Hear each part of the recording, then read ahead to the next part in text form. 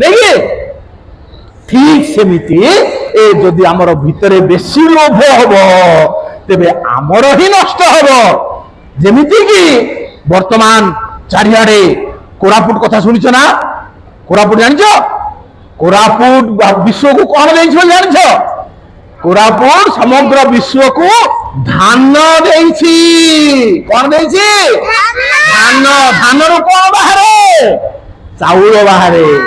ଯୋଉ ଚାଉଳକୁ ରାନ୍ଧିକିରି ଆମେ ଭାତ କରୁଛେ, କୋରାପୁଟ ଜିଲ୍ଲାର ଆଦିବାସୀ ମାନେ ତାକୁ ପ୍ରଥମରେ ଖାଦ୍ୟ ବୋଲି ସେ ତାକୁ ବାହାର କରିଥିଲେ।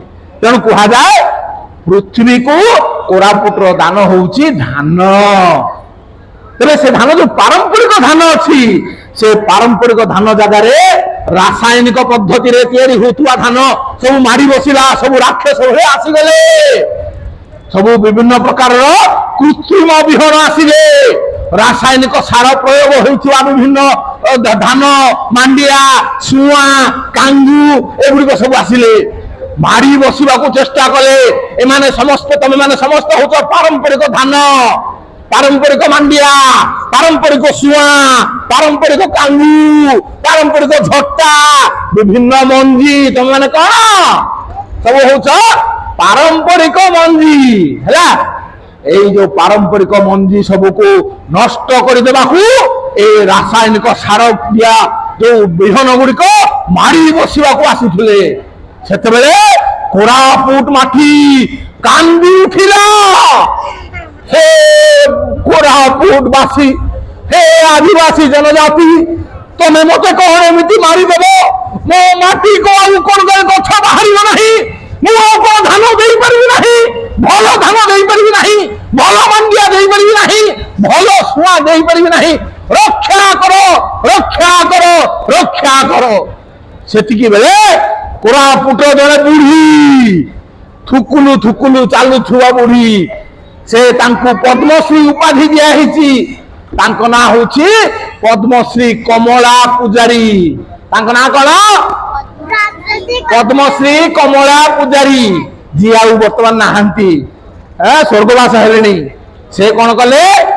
300ରୁ ଉର୍ଦ୍ଧ୍ୱ ଧାନ, ପାରମ୍ପରିକ ଧାନକୁ ସଂରକ୍ଷଣ କଲେ, ପ୍ରିଜର୍ଭେସନ କଲେ। ତାଙ୍କ ଦେଖା ଦେଖି ଆହୁରି ମହିଳା ମାନେ ବାହାରିଲେ। ଯେମିତିକି ତମ ମାନେ ଶୁଣିଥିବ, ରାଇମତୀ ଘେଉରିଆ ଜଣେ ଆଦିବାସୀ ମହିଳା, ସେ ମଧ୍ୟ এইভাবে ভাবে পারম্পরিক বিহনକୁ সংরক্ষণ কলে। বিভিন্ন সংস্থা, সরকার সমস্ত চেষ্টা কলে কিপরি ভাবে আমার মাটির গুণবত্তা বঞ্চিকি রহিব, কিপরি বিহন বঞ্চিকি রহিব, পরম্পরা বঞ্চিকি রহিব, পারম্পরিক বিহনକୁ নেই আমি সুস্থ খাদ্য কেমিতি পাইবা, তাকু নেই অনেক চর্চা কলে। এবং সেই সময়ে তম ভলিয়া গোটে ছোটিয়া ঝিও, তা না হচ্ছে হর্ষিতা প্রিয়দর্শিনী, নবম শ্রেণীরে পড়ুছি সে ঝিও। সে ঝিও মধ্য আগুক আসিলা এবং বর্তমান সে আদিবাসী অঞ্চলরে আদিবাসী ঝিও মানঙ্ক মাধ্যমরে এই যে পারম্পরিক বিহন, পারম্পরিক খাদ্য এবং জৈবিক খত এসবুক ব্যবহার করে কেমিতি ধান চাষ হয়ে পারিব, কেমিতি উন্নত মান্ডিয়া চাষ হয়ে পারিব, এ সবু কথা দেখুଛନ୍ତି। তো মানে কোরাপুট যাইছ? কিଏ ଯାଇଛ କୋରାପୁଟକୁ? ହାତ ଦେଖିଲ? ଭଲ ଲାଗେ ନା କୋରାପୁଟ? କୋରାପୁଟର ପାହାଡ, କୋରାପୁଟର ବଣ, କୋରାପୁଟର ପବନ, କୋରାପୁଟର ଆକାଶ। କୋରାପୁଟର ଆକାଶ ହଉଛି ଗୋଟେ ସଫା ଆକାଶ।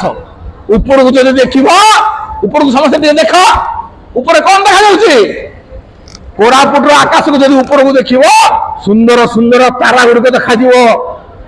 ସେ ଦେଓମାଳି ହଉ କିମ୍ବା ତଳମାଳି ହଉ କିମ୍ବା କାଳିଆ ମାଳି ହଉ,